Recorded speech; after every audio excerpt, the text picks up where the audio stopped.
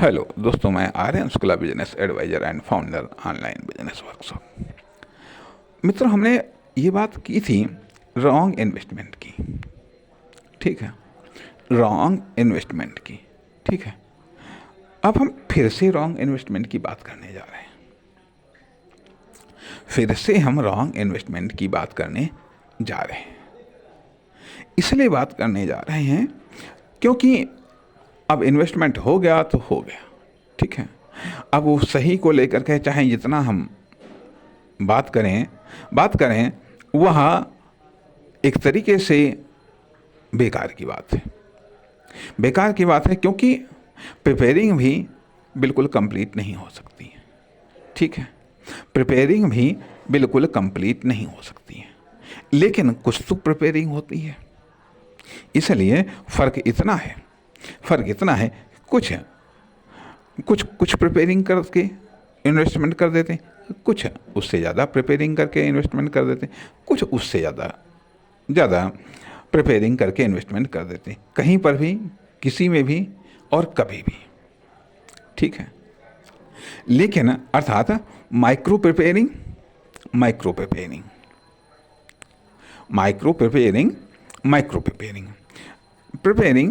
ये तो सब करते हैं। ठीक है, किसी भी प्रकार का इन्वेस्टमेंट करने के लिए अब वो माइक्रो प्रिपेयरिंग अर्थात micro study, micro search, micro research, micro experiment या micro search, micro research, micro experiment market में, सोसाइटी में आदि इत्यादि ये सब करते हैं। ठीक है, ये सब कर देते हैं।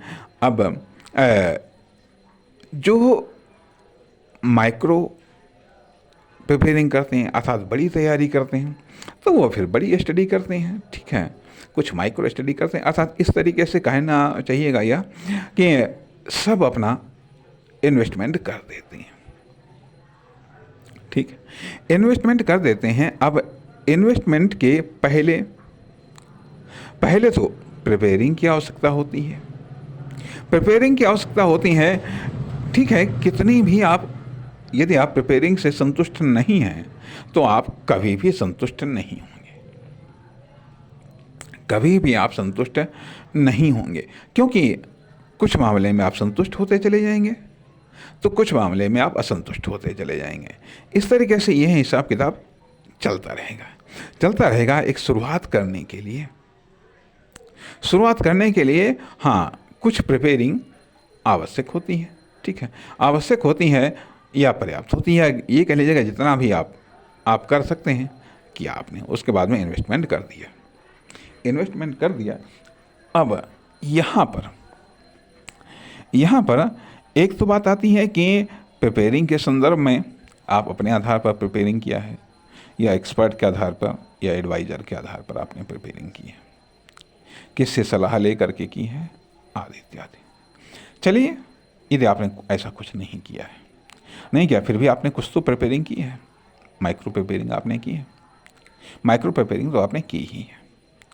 उसके बाद में आपने कहीं पर भी किसी भी प्रोडक्ट में, किसी भी सर्विसेज में या किसी फर्म, दुकान, कंपनी में जो भी है आपने इन्वेस्ट कर दिया। अब आपकी एक आइडेंटिटी बन गई, आपका एक एड्रेस बन गया। ठीक, अब यहाँ पर बात आती है कि ये या तो चलेगा या नहीं चलेगा, या धीमा चलेगा या बढ़िया चलेगा या खराब चलेगा। ठीक है, अब आपने इन्वेस्ट कर दिया। ठीक, तो अब सवाल इस बात का उठता है कि यदि नहीं चल रहा तब तो कोई बात नहीं। यदि नहीं चला, यदि नहीं रिटर्न मिला कायदे से, आपकी अपेक्षाओं के अनुरूप यदि रिटर्न नहीं मिला तो आप देखते हैं कि क्या गड़बड़ी हुई है। गड़बड़ी यदि आपकी समझ में आ गई तब तो ठीक, तो आपने उसको दूर कर लिया। यदि नहीं समझ में आई गड़बड़ी, फिर तो आप एक्सपर्ट को हायर करते हैं। अर्थात यदि माइक्रो गड़बड़ी हुई वो आपकी समझ में नहीं आ रही, वो आपकी पकड़ से बाहर की बात है। एक्सपर्ट को हायर करते हैं, एक्सपर्ट उसको दूर करने का प्रयास करते हैं, दूर हो जाती हैं, फिर गाड़ी आगे चलने लगती है। इस तरीके से यह सफ़र स्टार्ट होता है, कभी फेलियर आता है, कभी सक्सेस आता है। इस तरीके से फेलियर और सक्सेस के साथ में ये आपकी या आपकी फर्म, दुकान, कंपनी की या आपकी प्रोडक्ट या सर्विस की कॉमर्शियल जर्नी स्टार्ट होती है। ठीक है, जो सक्सेस और फेलियर से जूझती हुई या सामना करती हुई, खुद को कभी मजबूत तो कभी कमज़ोर बनाती हुई, यह जर्नी जारी रहती है।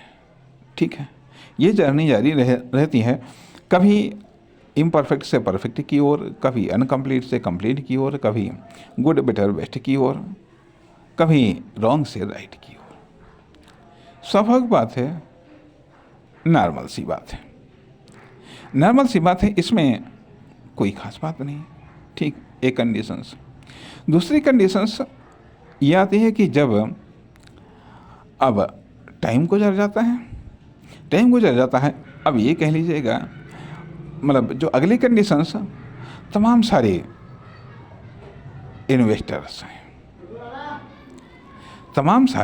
इन्वेस्टर्स हैं, जिनसे एक मार्केट बनती है, एक सोसाइटी बनी है, एक मार्केट बनी हुई है, एक सोसाइटी बनी हुई है। अब आगे चल कर के नेक्स्ट लेवल पर क्या होता है, ये नेक्स्ट भाग में बताएंगे। नमस्कार, धन्यवाद।